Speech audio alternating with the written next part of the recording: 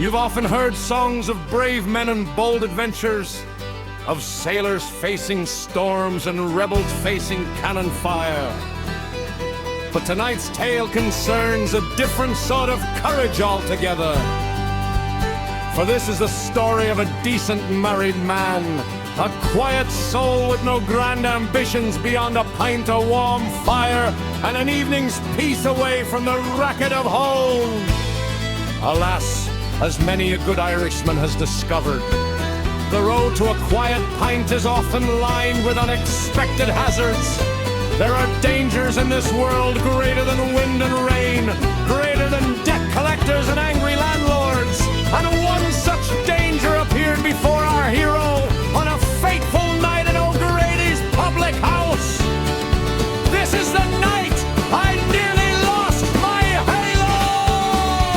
Now I am a peaceable fellow, a quiet country chap, with a fondness for the fireside and a Sunday afternoon nap. I set just one small refreshment to myself with honest cheer, so I strolled to O'Grady's tavern for a rootin' tootin' beer. But before I touch the bar stool, oh, the tale I'm gonna tell, a lady smiled upon me with a look that rang a bell.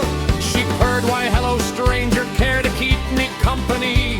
And I thought, sweet suffering saints, my missus is murder me.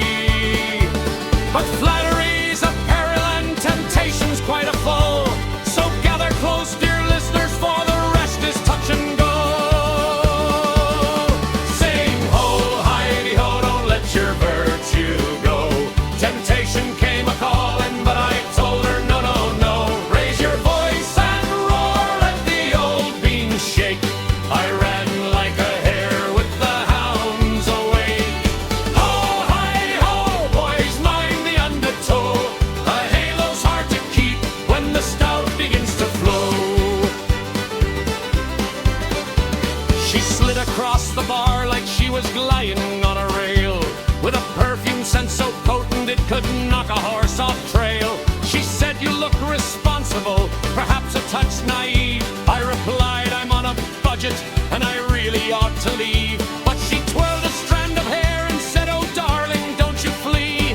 My heart began to panic, yes indeed, from A to Z.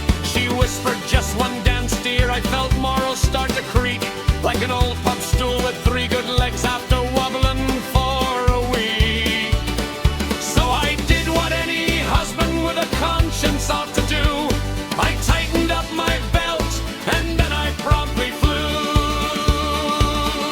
Sing ho, hi-de-ho, don't let your virtue go. Temptation came a-calling, but I told her no, no, no.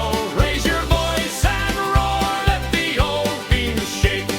I ran like a hare with the hounds awake.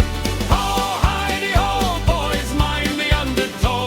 A halo's hard to keep when the stout begins to flow. So I dashed into the night like an express without a stop, past the neon sign, the barking dog, the grocery shop. Arrived home damp and breathless, rang the doorbell with a squeak. My wife said, "Back already? You were gone for half a week." And I answered, "Dear, believe me, though temptation made its play, I guarded all my virtues and I ran the other way." Sing ho, hi-de-ho, don't let your virtue go. Temptation came a-calling, but I told her no, no, no. Raise your voice and roar, let the old bean shake. I